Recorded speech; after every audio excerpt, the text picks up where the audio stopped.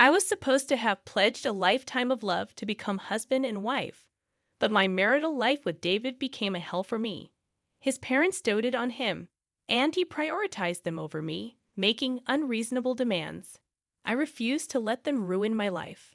To punish everyone, I concocted a surprise. My name is Alyssa, and I'm 29 years old. I've been married to David for a year now. We work at the same company and often collaborate on projects. Although I don't have a college degree, I've been with the company longer and have more experience than him. Despite being a high school graduate, my good sales performance has earned me a decent salary, as our company values ability over academic background. David, who is capable and highly trusted by his colleagues, was a boyfriend I could be proud of. I fell for him and gladly accepted his proposal, and we happily became a married couple. But then my in-laws began to interfere in our relationship. One day, while visiting their house, my mother-in-law suddenly said to David, "Hey David, are you really okay with marrying Alyssa? You've always been good at both studying and sports, haven't you? Yet you chose someone like Alyssa." My father-in-law nodded in agreement. "Yeah, at first glance. She seems like an average young woman with nothing special about her." David responded, "It's fine. I love Alyssa."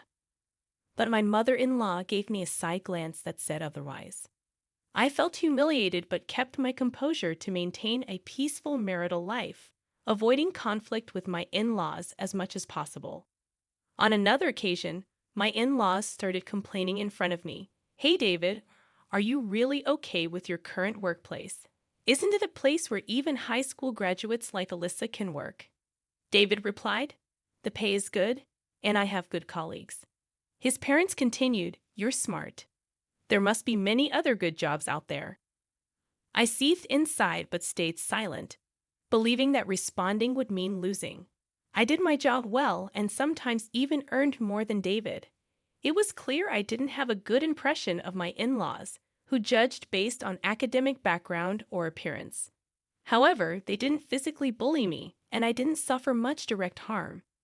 David knew from the start that I was a high school graduate, and he always told me, "I love everything about Alyssa." I took pride in my achievements at a company that valued ability over academic background, and I believed David was on my side.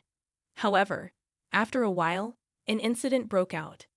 Out of nowhere, David began speaking of something unbelievable. "Hey, I've been thinking. I've decided to switch to a different job."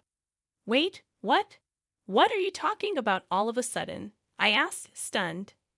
"I was talking to my parents and realized our company even hires high school grads like you, Alyssa," David said. "I have a college degree, so there must be a better job out there for me." "Are you serious? You're insulting both me and the company," I retorted. "But it's true, isn't it? There's no need for me to work at a job that even a high school graduate can do. Plus, my mom said she could introduce me to a job through someone she knows." "Stop it.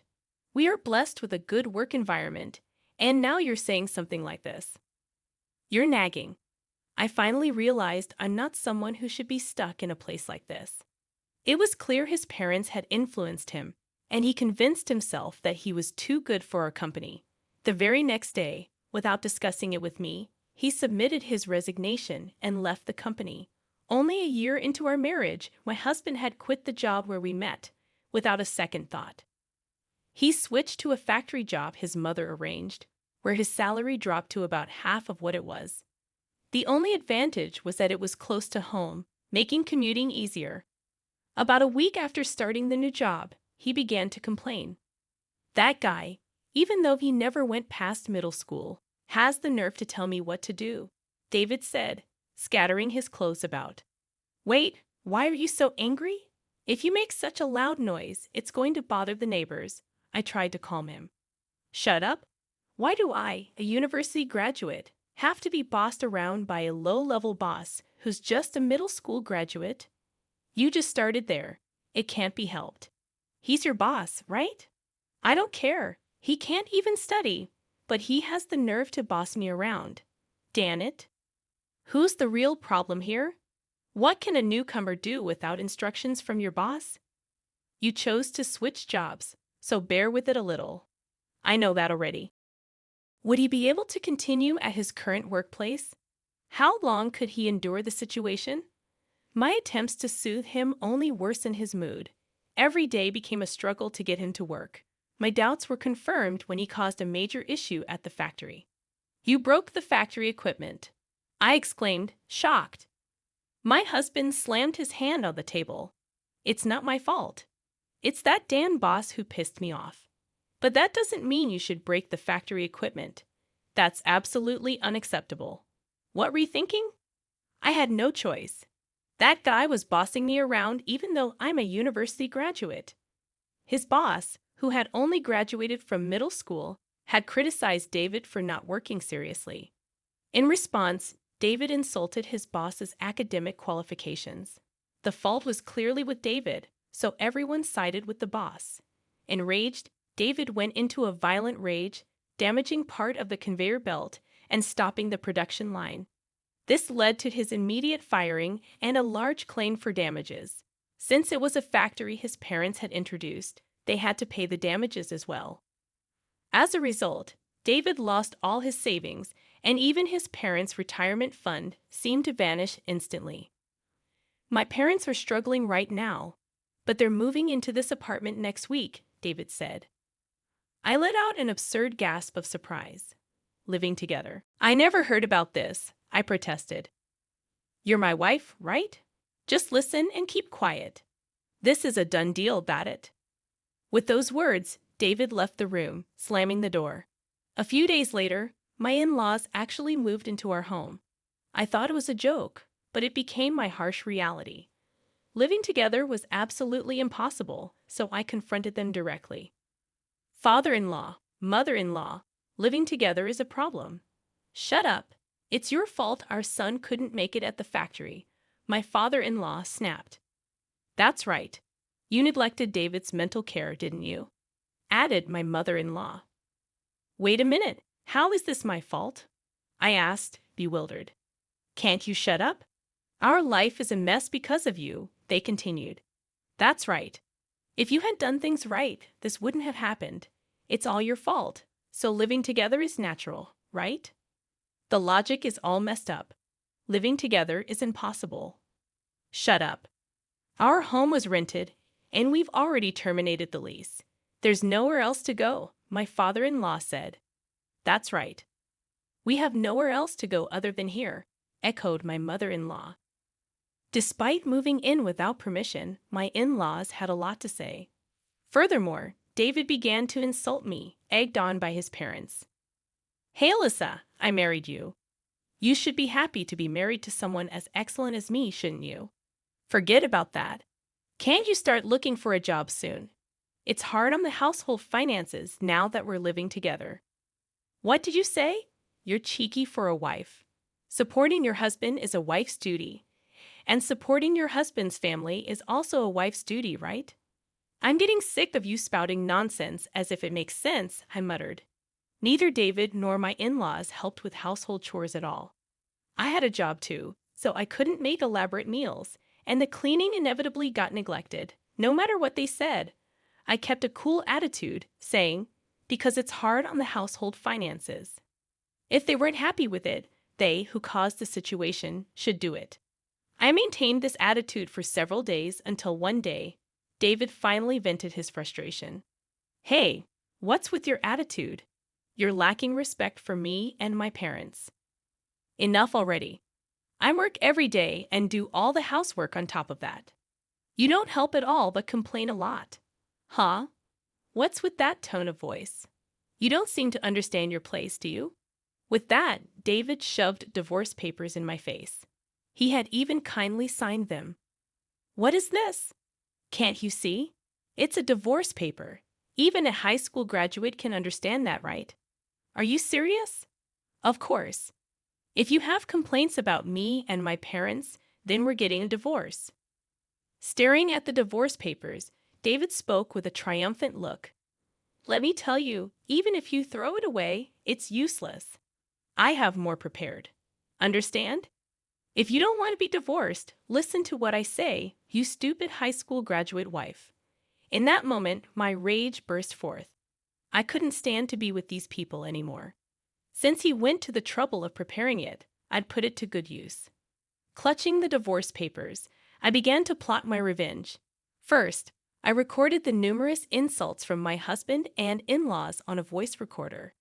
When my belongings were deliberately broken, I made sure to document that as evidence. By this time, David had started working odd jobs, but none of them lasted even a week. It was as if he had given up on our family. One day, as soon as David came home, he announced, "Oh man, I quit this job too because it was too boring." "Huh, again? You have no right to complain to me, right?" "Yeah, Dad, Mom." My in-laws just nodded with smiles.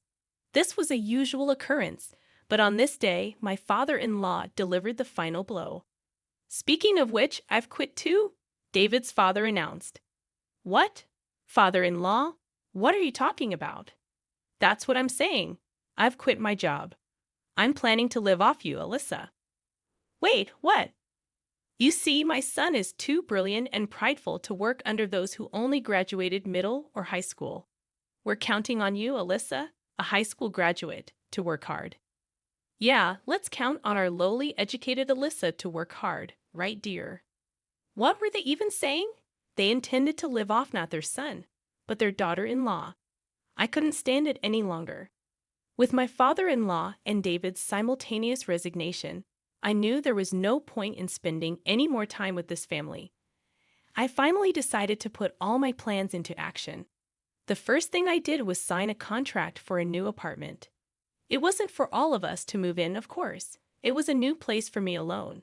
However, I needed time to move without my husband and in-laws noticing, so I gifted them a 5-day trip to give me time to pack. Upon receiving the trip tickets, my mother-in-law was thrilled. "A trip? Oh, Alyssa, you do have a knack for these things every once in a while." "I owe a lot to you all," I replied with a forced smile. "But are you sure, Alyssa? You can come with us if you like." "No, I have work. Please enjoy yourselves without any interruptions." "Oh, really? Well, then we'll take you up on your offer and have a blast," she exclaimed. When the three left for their trip in high spirits, I carried out my planned move. During this time, I shipped my husband and in-laws' belongings to a weekly apartment I had booked and canceled the lease on our current apartment. I bore all these expenses. It was a painful outlay, but I considered it a necessary expense for my revenge. A few days later, my husband, who must have returned from the trip, called me. "Hey, what the hell is going on? I can't unlock the door." Smirking at the sound of my husband's frantic voice, I calmly responded, "I suppose I've already canceled that apartment." "What? Canceled? What are you talking about? Explain properly." "For now, I've stored all of our belongings in a weekly apartment nearby. Feel free to do as you wish from there." "What? What does that mean? You're always doing as you please. If you get too cocky, you'll pay for it later." "Are you threatening me? Should I call the police?" I asked, maintaining my composure. "Dan it!" My husband cursed. "How dare you, my foolish wife?" "Oh, I'm not your wife anymore." I dropped the bombshell. "What? To prevent any legal issues later, I've already completed the divorce proceedings." "What? Such a selfish act. You think it's acceptable." Taking a deep breath, I spoke firmly into my phone, "Sorry, but I don't need your permission. You've made fun of me for being a high school graduate long enough, and now you've quit your jobs to become dependent on me. I'm done with you. Enjoy your family life without me." "Hey, you must be kidding. I didn't really mean to divorce. Why should I listen to you at this point? We're strangers now. I don't care what happens to you at all. Please wait. You've enjoyed looking down on people, haven't you? I can easily imagine your struggles, and it makes me laugh. Go as low as you can with your family, you trash," I said, and promptly hung up the phone. After that, David kept badgering me with phone calls, but I ignored them all. Later, David and my in-laws caused a ruckus at the entrance of the apartment building, dramatically damaging part of the mailbox, which ended up becoming a police matter. They were taken away and ultimately asked to pay for the damages to the mailbox, adding to their debts. Truly, they are a hopeless family. The lease for the weekly apartment where I had set their belongings is about to expire. Since they do not know my new address, they can't rely on me. I can't help but wonder how David, who quit his job at the same time as his father, and his stay-at-home mother are going to survive from here on out. To make matters worse, my in-laws have even canceled the lease on their rented family home. I can almost see them sinking into a bottomless swamp. I can't help but admire my well-executed plan. I don't know how they're going to survive from here on out, and frankly, I don't care. But it's clear their future isn't bright. They brought this upon themselves. On the other hand, I am living carefree in my new home alone. Being able to spend my time leisurely without anyone bothering me is the ultimate bliss. For the time being, I don't think I'll be living with anyone else. From now on, I plan to thoroughly enjoy my time free of any worries.